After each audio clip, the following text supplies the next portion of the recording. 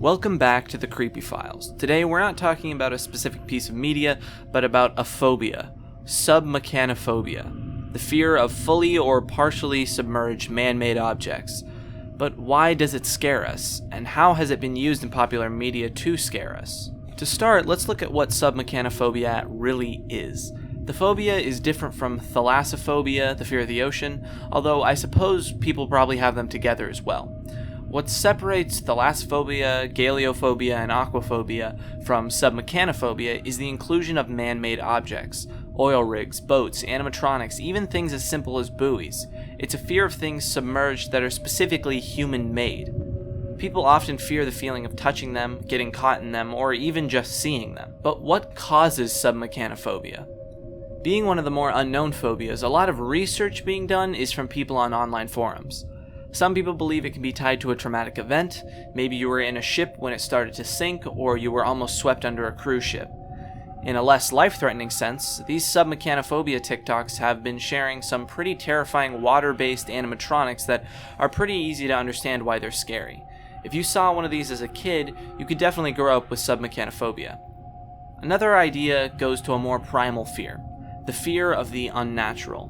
While it's a pretty normal sight to see houses or skyscrapers or cars above water, humans for the most part understand that underwater is not our domain. We can't breathe underwater, and movement is significantly slowed and made more difficult. Not to mention the pure mystery of it all. You've probably heard the classic line, "We know more about space than the ocean."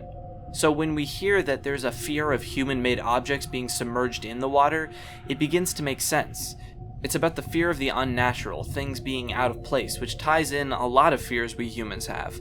The uncanny valley, masks, unnatural movements, or robots and animatronics.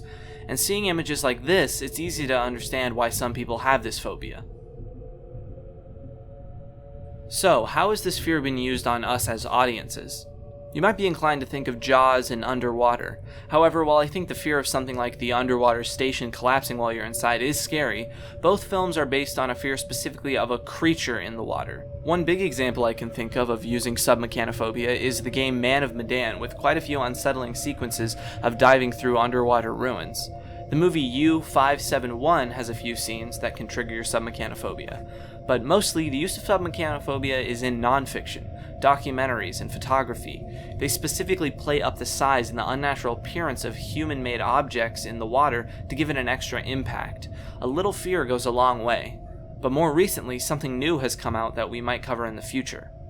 Underwater Wonders, its use of underwater animatronics seems like it'll fit perfectly into the most popular submechanophobia craze, underwater animatronic rides. But until that comes out, we'll have to stick mostly with the awe-inspiring reality.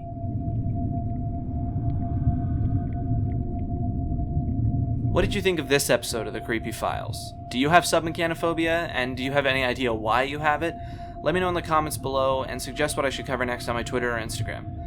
Next episode is actually related to this topic a little bit, by the way. We're going to talk about Little Nightmares, a game which takes place on the Maw, a horrifying underwater resort. See you all then.